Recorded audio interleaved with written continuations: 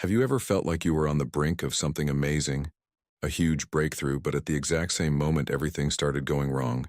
It's like you finally get the green light, but suddenly there's a 10-car pileup right in front of you. It's frustrating, it's confusing, and it makes you wonder if you're even on the right path. The Apostle Paul knew this feeling intimately.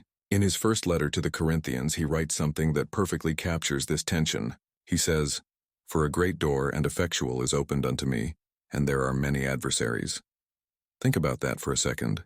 A great and effective door has been opened, and there are many who oppose him. This great door was in Ephesus. Paul was seeing incredible success there. The Bible tells us in the book of Acts that people were turning to God, and the word was spreading like wildfire.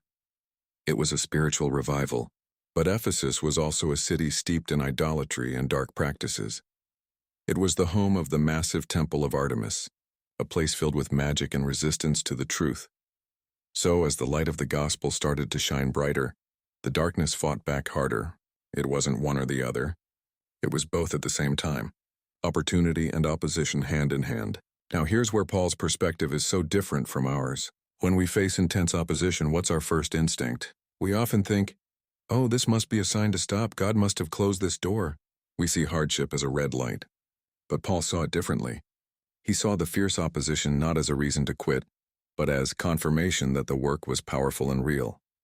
He understood a spiritual principle. When God opens a door for something significant, the enemy will always try to slam it shut. The pushback proved the breakthrough was genuine. So he decided to stay in Ephesus, determined to see the mission through. And this mindset wasn't just for him. He was trying to build this same spiritual toughness in the next generation. He tells the Corinthian church, "Now if Timothy comes, see that he may be with you without fear." Why would Timothy be fearful? Well, he was young, maybe a bit timid, and the Corinthian church was known for being prideful and argumentative.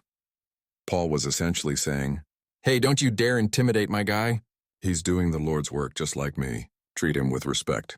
He was teaching them to honor the servant, not the status. Then, in a fascinating little side note, he mentions another powerful preacher, Apollos. He says, "As touching our brother Apollos, I greatly desired him to come unto you. But his will was not at all to come at this time." People in Corinth were creating factions, saying, "I follow Paul," or "I follow Apollos." But here Paul shows there's no rivalry between them. He wanted Apollos to go, but Apollos felt it wasn't the right time. There was no drama, just mutual respect for each other's calling and timing. So what's the takeaway?